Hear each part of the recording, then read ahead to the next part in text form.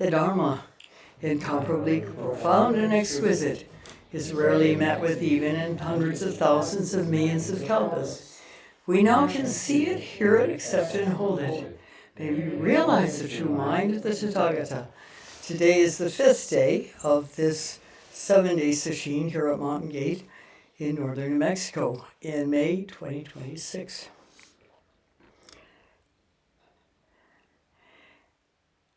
Anyone who has essentially grown up in the Yasutani line of Zen practice, which is the primary blended Zen practice that exists in the United States, because Dayon Sogaku Mitra-roshi had trained in Rinzai temples for extended periods of time. And this is why people in this lineage can do koans, because he taught them in the traditional Rinzai way. But as has been said many times, Mitra-roshi was an old samurai. He himself was not a samurai, but he came from a samurai family, and he has the, one might say, true grit that many Japanese have. And so he taught a very basic but intense form of Zen practice. And it was interesting to me when I went to Sogenji, to a Rinzai temple, that it wasn't anywhere near as narrow a practice as it was at Rochester, because of Mitra-roshi, whose photograph you can see down the hall. He's the one with the big ears.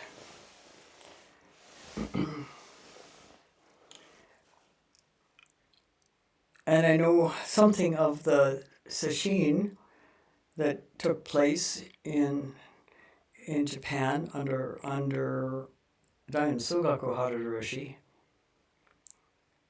And by the way, sesshin, there's no plural or singular in that. It is both. So you say sesshin, 2 sesshin, 1 sesshin. But here in America, we don't normally do that. It's fine. Mitra-roshi's sesshin were so intense that he would actually announce by name who had had kensho when it happened, which is sad, because that gave people the impression that that's what there was in Zen, was you do your best, and then you get kensho, and then you leave and live your life.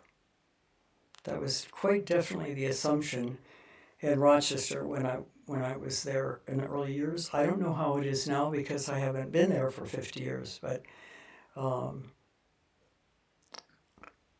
don't know how much has changed. And there are other blended Zen temples that come through that same line. And so the primary focus in American Zen that came from Japan, and most of the Zen in America came from Japan. There was a very, very small amount that came from China, the Chan under Master Sheng Yen. He had just one temple in New York State, and also the Kwanum, the Korean Buddhist tradition. And now there are quite a few of the Korean Buddhist teachers, and there are many more of the regular Zen folks who started out in the Yasutani line and decided to expand into what real Zen is. So what is real Zen? What is real Zen practice?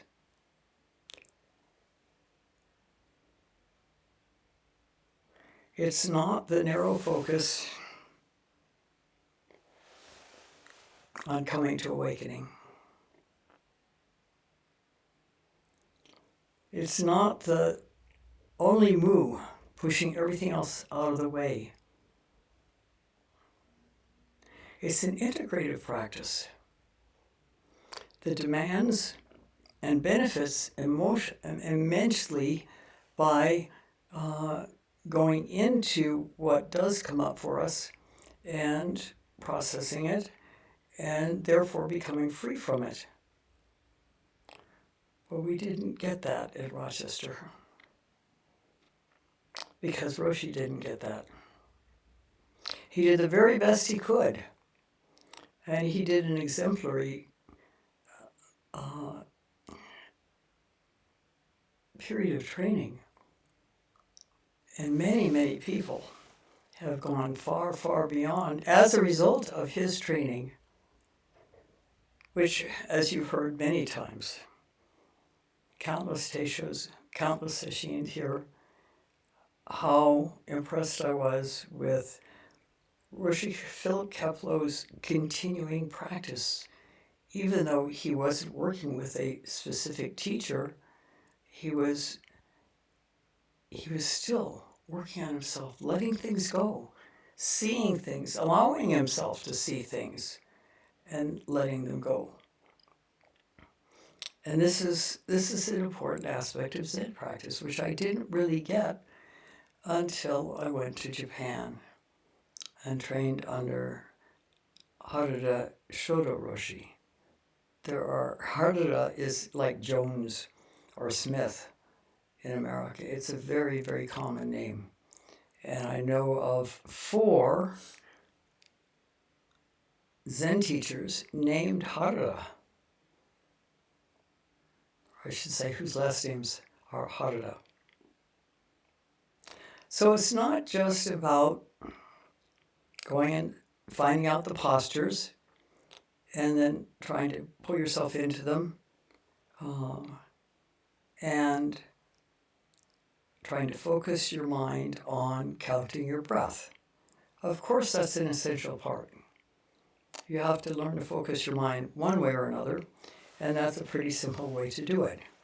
Particularly since if you're going to do the Rinzai system, you will extend the out-breath eventually and focus on the extended out-breath, which is an incredibly powerful tool. And Mitra-roshi once told me, this is true shikantaza. Because if you are focused so completely on the extended out-breath that there are no thoughts in your mind, your focus is going deeper and deeper and deeper into the unknown. At the same time, it's expanding without any effort. That is shikantaza. Flore Courtois once said that it's as if you were sitting in the middle of a forest clearing and you knew that there were dangerous animals around. So you just had to be on your toes, more or less, in your doing of Zazen, so that if something came in front of you, as did with some of our folks who trained out in the woods. I remember Jonathan saying that a mountain lion walked right up to him and all but licked him in the face.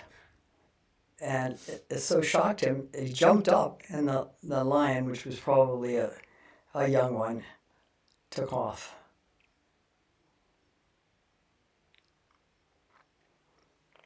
That image of sitting in a clearing, a forest clearing, knowing that there are dangerous animals around, and being so focused that in a minute you would respond perfectly to the appearance of one of these animals, that sounds like a kind of a frightening experience to me. One of tension, not one of relaxation. Whereas with Susokan, you have to have your shoulders relaxed. Your body has to be relaxed, especially your belly, your hara. And you're just sinking down. You're not pushing down. You're sinking down into the unknown, more and more and more deeply, past words, way past words. And that's where the answers will come up from. Einstein had said 99 times he could go and ask a question trying to find an answer. But when he stopped doing that and just let his mind sink, let it do whatever it wanted to do, but obviously beyond words, that's when all these amazing answers bubbled up that led to earth-shaking discoveries.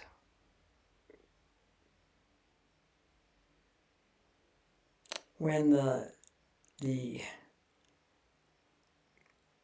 Christian mystics had their deep understandings arise, it was not because they were thinking about something. It was because they had let go of thinking about something. In the Philokalia, which is the writings of the Greek masters, the desert masters, there's a small piece about prayer. And it said there's 3 kinds of prayers. There's this kind where we have our hands palm to palm, we're beseeching the heavens for something we want. That's the lowest form of prayer. The second form of prayer is still on something like that, but not as intense. But the true form of prayer is simply to sit silently and receive God without any idea of what that means, which is the same as extending the out-breath and opening to the wordless possibilities.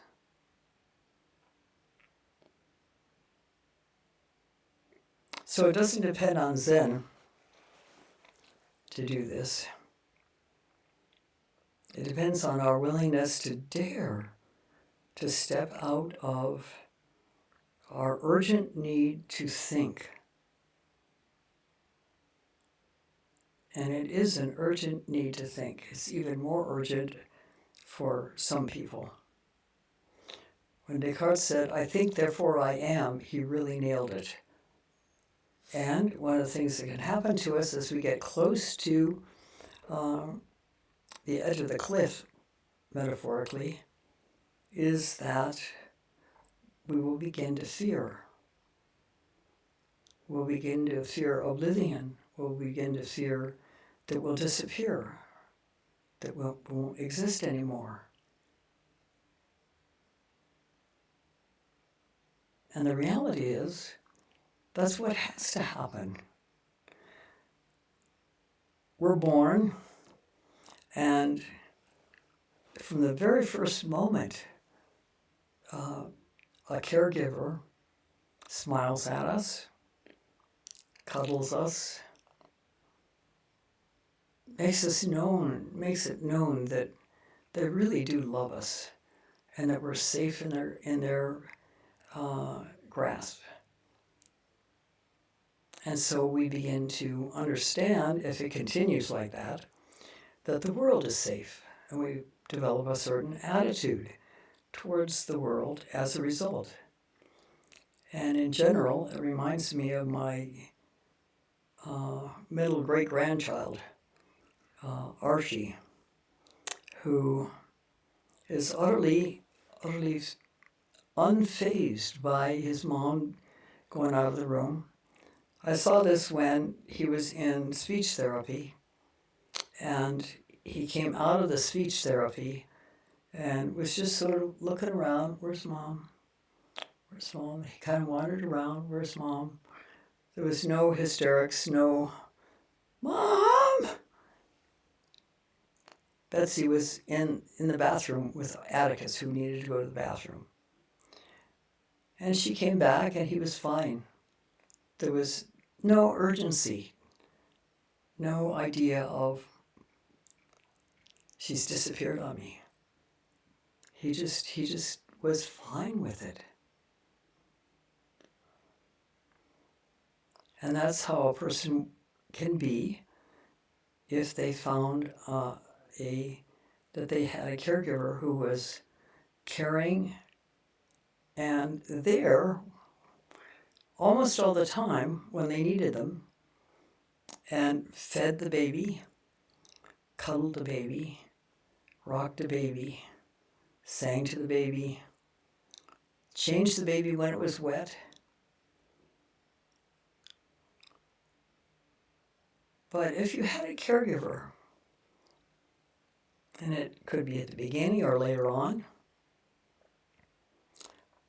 because I don't remember any of my beginnings, but the earliest memory I have is about 6 months, but nothing untoward. So I think that in the beginning it was fine.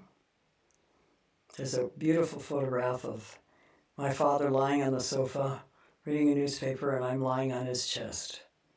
And that sums it up. I felt safe. And then he disappeared. When I was a year and a half old, he went to New Guinea and then the Philippines. In the war, he was drafted.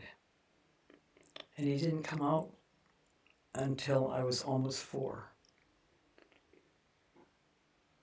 And then some other things happened that made it difficult to dare to get close to him. And so from then on, I could never trust whether he would be there, although I knew he tried, and it was dangerous otherwise.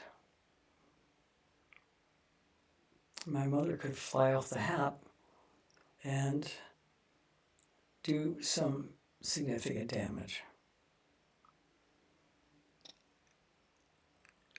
And that kind of behavior can result in a very different attitude toward life and towards people. It's interesting. I was fascinated by this. I had not realized that I had ideas about people until I had a 4-hour grueling therapy session, and basically I broke down towards the end of it, and the therapist said, "What's going on now?" And I said, "You said thus and so." And he said, "No, I didn't. I said this and so." And I, for some reason, was able to recognize that he was telling the truth.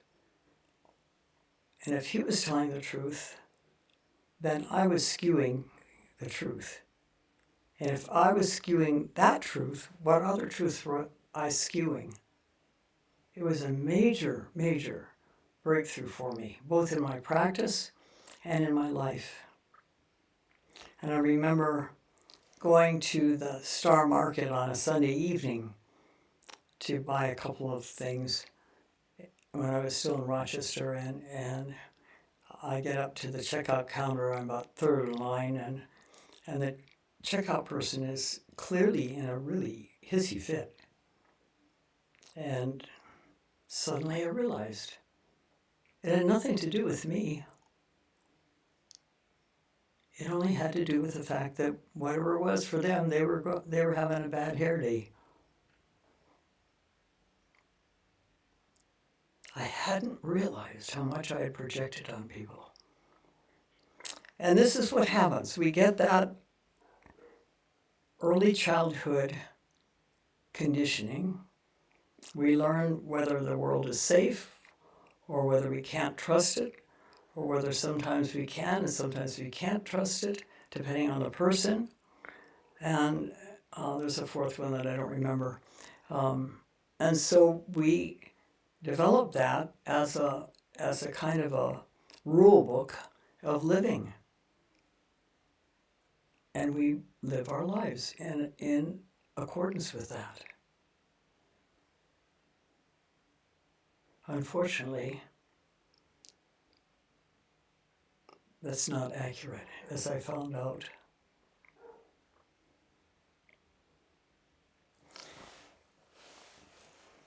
So we bring all these things to Zazen. And we assume that Zazen is just to close them all out and make ourselves better people. In fact, it's very interesting that Mitra-roshi, whose father was a Buddhist priest, said he didn't want to become a Buddhist priest. He wanted to become a psychologist because he didn't like himself and he could make himself better if he was a psychologist. That was until he met Mitra-roshi on a man getting on a bus. He was in high school at the time, and though he lived in Nara, he was going to high school in Kyoto. No, it wasn't high school. I think it was college. He was going to Hanazono University in Kyoto. And one day his father asked him to go on an earlier bus and take some documents to a temple for him. And so he did. He was on an earlier bus. And then this man, deeply quiet man, got on the bus, quietly made his way to the back and sat down and started reading a little book. And Mitra was puzzled because he was obviously wearing priest clothes, and yet he was so inwardly quiet. And then he discovered to his delight that when he got off the bus at the proper stop, so did the priest. And they ended up going to the same sub-temple of Myoshinji, which, as it turns out, was where that priest was teaching at the time. Although there are 44 sub-temples of Myoshinji, a massive Rinzai headquarters temple, there are only 4 of them that still remain teaching. And that's because, thanks to the Meiji Restoration, where the Buddhist clergy had to make some agreements with the government that involved basically turning monks into basic human beings. They were no longer tax exempt or any of the other things. They had no longer any of the privileges, which was why they could be conscripted for the war, which was a problem for one American man who wrote about it. And there were other things as well. There was a lot of negativity towards Buddhism, and many temples were actually destroyed. And so what was left was the kind of temple that Mitra-roshi had grown up in, where his father simply did funerals. It's interesting, that temple, when his mother and father got together and his mother had the dream that his father was he was in monk's robes,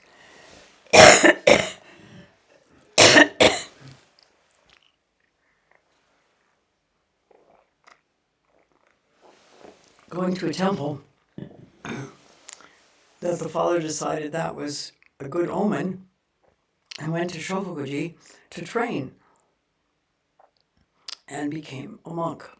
And then they needed a temple, and the incumbent in the temple that they ended up with had been a gambler, and he had even gambled away the tatami. Now, without tatami, you don't have a floor in the temple. You have crisscrossing planks on edge that the tatami sat on. So one by one, as they earned a little bit of money, they replaced the tatami. And Mitra-roshi didn't want to be a priest, as you heard before. First, he wanted to be a pilot, a rocket pilot, actually. Then he wanted to be an airplane pilot. And then finally, he chose to become a psychologist. But when he saw Mitra-roshi and tuned into his demeanor, it changed his whole life. Such that when he finished college, he walked on foot from Nara to Kobe, overland, which was not close, and became a student of Yamada Mitra-roshi, and eventually became one of his 5 successors, and has since spent an inordinate amount of energy working to help people become awakened, and not just with initial kensho, but truly developed as human beings, which means that you have to open to some of those conditioned, well, to all of those conditioned attachments that you had, that you developed.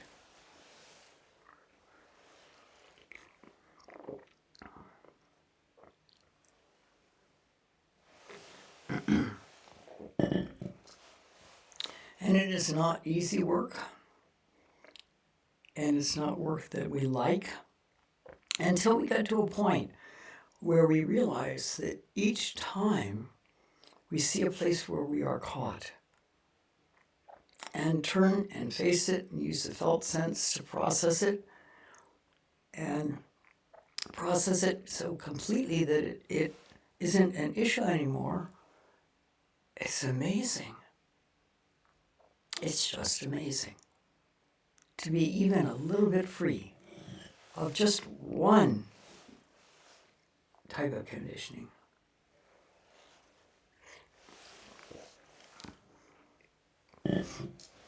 But we resist that,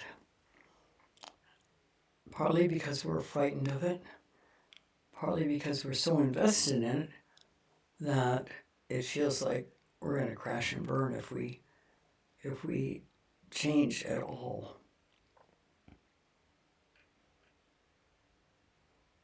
And for some people, that is the case.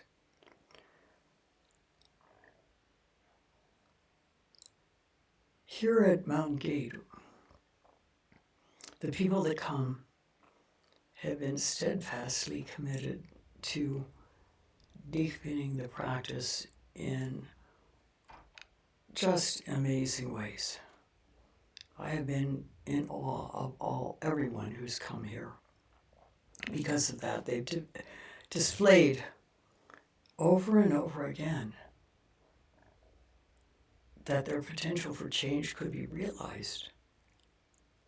And then I see also, inspired by that, they continue to go deeper and free themselves more. It's just incredible. And this is why we have such a little zendo, because if we're really going to help people do this, it takes help. It takes more than going into Doksan and doing your bows, ding-a-ling-a-ling, keep working, and going out to figure it out yourself. It's so much easier when you don't have to figure it all out yourself.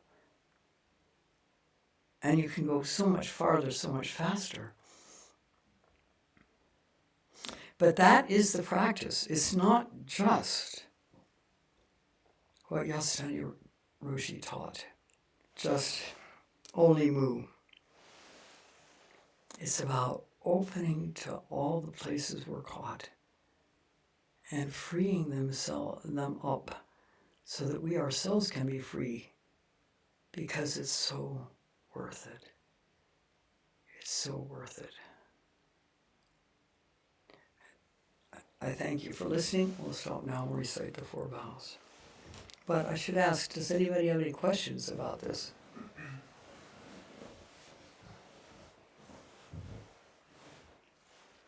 Okay. Clear as mud, huh?